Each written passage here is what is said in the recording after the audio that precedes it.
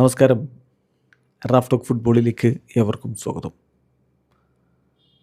FIFA world കപ്പിനുള്ള ആവേശത്തിലാണ് football പ്രേമികളൊക്കെ. പക്ഷേ ഇത്തവണത്തെ വേൾഡ് കപ്പിൽ കളികൾ ഇടയ്ക്ക് വെച്ച് തടസ്സപ്പെടാനും നീണ്ട സമയം കളി ഹോൾട്ടായി നിൽക്കാനുള്ള സാധ്യതയുണ്ട്.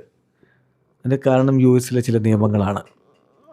കഴിഞ്ഞ ക്ലബ്ബ് വേൾഡ് കപ്പിൽ ഈ അവസ്ഥ ഉണ്ടായതാണ്. ഫുട്ബോൾ പ്രേമികൾക്കറിയാം. അതായത് ഇപ്പോൾ വേൾഡ് കപ്പിൻ്റെ സമയത്ത് മാത്രം ഇങ്ങനെ തട്ടിപ്പടഞ്ഞ് കളി കാണാൻ വരുന്നവരോടല്ല ഞാൻ പറയുന്നത്.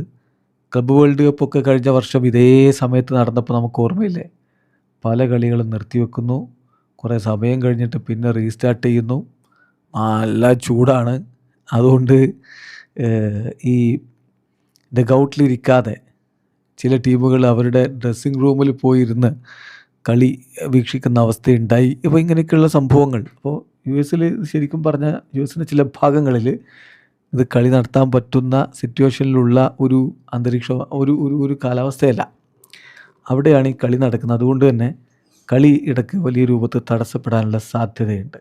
അപ്പോൾ നമ്മൾ ആ സാധ്യതകളും റിപ്പോർട്ടുകളൊക്കെ നോക്കുകയാണ്. അതായത് പ്രതീക്ഷിക്കുന്നത് വേൾഡ് കപ്പിലെ പല മത്സരങ്ങൾക്കും വലിയ ലെങ്തി ഡിലേ ഉണ്ടാവാൻ സാധ്യതയുണ്ട് due to thunder storms.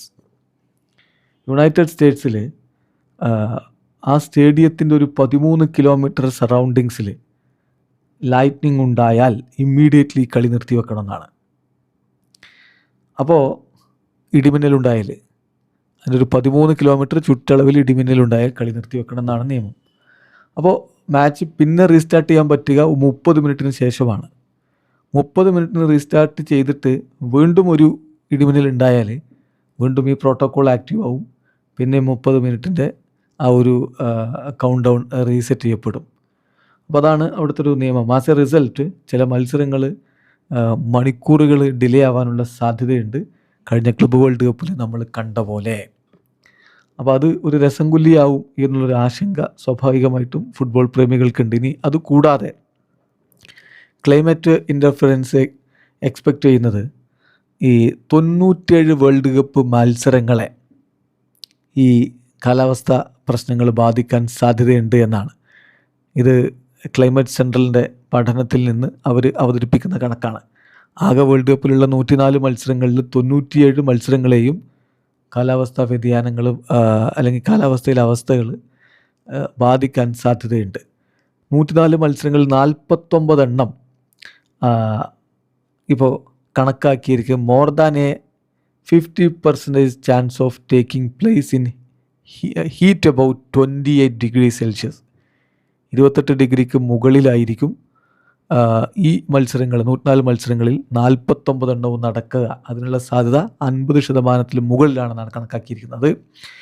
Excessive ഹീറ്റായിട്ടാണ് കണക്ക്. നമുക്കിവിടെ 28, 30, 35 വിഷയമില്ലെങ്കിലും അങ്ങനെയല്ലല്ലോ മറ്റു പല രാജ്യങ്ങളിൽ നിന്നും വരുന്നവർക്ക്. പിന്നെ ഈ 28, 30 കളി ഫുട്ബോൾ കളിക്കാനുള്ള അത്ര സുഖമുള്ള കാര്യവുമല്ല. അപ്പോൾ അതുകൊണ്ട് തന്നെ ഇത്രയധികം മത്സരങ്ങൾ അത് ബാധിക്കാൻ സാധ്യതയുണ്ട്. പിന്നെ ഹൈ റിസ്ക് മാച്ചായിട്ട് കണക്കാക്കിയിരിക്കുന്ന മാച്ച് സ്പെയിൻ വേഴ്സസ് ഉറുഗ്വായ് മത്സരമാണ്.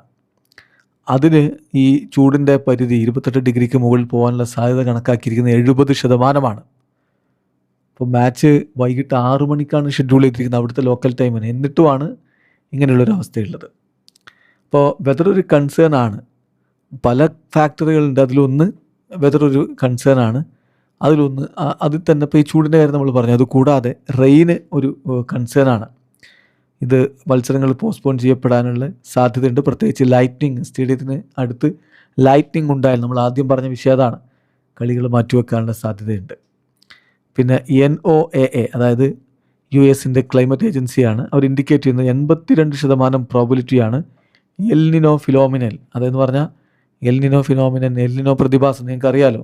പസഫിക് ഓഷ്യൻ വാട്ടേഴ്സ് അവിടെ ചൂടാകുമ്പോഴാണ് അവിടെ അതുണ്ടാകും. നമ്മുടെ നാട്ടിലിപ്പോൾ എൽനിനോ അവസ്ഥയെക്കുറിച്ച് നമ്മൾ വാർത്തകൾ കണ്ടിട്ടേ ഉള്ളൂ. അപ്പോൾ അത് അവിടെ ഉണ്ടാവാനുള്ള സാധ്യതയുണ്ട്. അതവിടെ ഫോം ചെയ്യുന്നുണ്ട്. അപ്പോൾ US ഒരു warmer temperature north and mid west ഏരിയകളിൽ ഉണ്ടാവുകയും rain and storms south east കോസ്റ്റിൽ ഉണ്ടാവുകയും ചെയ്യും. ഇപ്പോൾ സൗത്ത് ഈസ്റ്റ് കോസ്റ്റ് എന്ന് പറയുമ്പോൾ ബ്രസീൽ, അവിടെയാണ് അവരുടെ ഗ്രൂപ്പ് സ്റ്റേജ് മത്സരങ്ങളൊക്കെ കളിക്കുന്നത്. പല പ്രധാനപ്പെട്ട രാജ്യങ്ങളും അത്തരം ഏരിയകളിൽ കളിക്കുന്നുണ്ട്. അപ്പോൾ അത് കളിയെ വല്ലാതെ ബാധിക്കാനുള്ള സാധ്യതയുണ്ട് എന്നാണ് ഇപ്പോൾ കാലാവസ്ഥാ നിരീക്ഷകരും വിദഗ്ധരും ഒക്കെ പറഞ്ഞുകൊണ്ടിരിക്കുന്നത്. അല്ലാതെ തന്നെ കുറേ ഇഷ്യൂസ് നമുക്കറിയാം ഈ വേൾഡ് കപ്പുമായി ബന്ധപ്പെട്ടുള്ളത്. ഇത് സാധാരണ നടക്കുന്ന വേൾഡ് കപ്പ് പോലുള്ള ഒരു വേൾഡ് കപ്പ് അല്ല. ടിക്കറ്റ് പ്രൈസസ് സ്കൈ റോക്കറ്റ് ചെയ്തത് വലിയ രൂപത്തിൽ ചർച്ചയായി മാറിയത് നമ്മൾ കണ്ടിരുന്നതാണ്. പിന്നെ ഈ എക്സ്ട്രീം ഹീറ്റ് റിസ്ക് കൂടാതെ മാസീവ് കാർബൺ പ്രിൻ്റ് ഇഷ്യൂസ് വരുന്നുണ്ട്. എന്ന് പറഞ്ഞാൽ ഇൻ്റർസിറ്റി ട്രാവൽ വളരെയധികം കൂടുതലായിരിക്കും. ഖത്തറിലെ പോലെയോ അല്ലെങ്കിൽ ഏതെങ്കിലും ഒരു ചെറിയ രാജ്യത്ത് നടന്ന പോലെയല്ല. അപ്പോൾ അതുകൊണ്ട് തന്നെ ഇൻ്റർസിറ്റി ട്രാവൽ ടീമുകൾക്കും അവരുടെ ഫാൻസിനും ഒക്കെ വളരെ അധികമാണ്. അപ്പോൾ അത് വലിയ രൂപത്തിൽ പൊല്യൂഷൻ ഉണ്ടാക്കാനുള്ള സാധ്യതയുണ്ട്. Massive carbon print. അതോടൊപ്പം തന്നെ US visas and immigration issues ഉണ്ട്, പല രാജ്യങ്ങൾക്കും ഉണ്ടത്.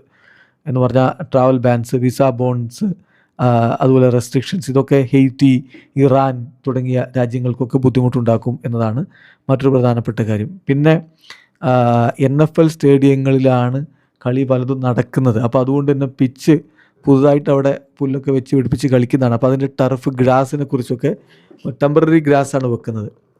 അപ്പോൾ അത് പലപ്പോഴും MLS അത് വലിയ വിഷയമായി പലരും പറയാറുണ്ട്. ടെമ്പററി ഗ്രാസ് വെച്ചിട്ടാണ് അവിടെ കളി നടക്കുന്നത്. അപ്പോൾ സ്വാഭാവികമായിട്ടും ക്വാളിറ്റി, ആ പിച്ചിൻ്റെ ക്വാളിറ്റിയുടെ കാര്യത്തിലും അതുപോലെ തന്നെ ബോളിൻ്റെ ബൗൺസിൻ്റെ കാര്യത്തിലും പല താരങ്ങളും പരാതിയുമായിട്ട് വരാനുള്ള നല്ല സാധ്യതയുണ്ട്. പിന്നെ എബോള ക്വാറന്റൈൻ മെഷേഴ്സ് ഉണ്ട്, അത് ചില ടീമുകളെങ്കിലും ബാധിക്കും എന്നുള്ളതാണ്. സോ ഇത്തരത്തിലുള്ള കുറേ ഇഷ്യൂസിനിടയിലാണ് ഈ ഒരു വേൾഡ് കപ്പ് നടക്കുന്നത്. എന്തായാലും കാത്തിരിക്കാം എന്ത് സംഭവിക്കും എന്നറിയാൻ വേണ്ടി. വീഡിയോ അവസാനിക്കുന്ന ഫുട്ബോൾ ലോകത്തെ കൂടുതൽ വിശേഷങ്ങളുമായി റഫ്ലക്സ് എത്താം.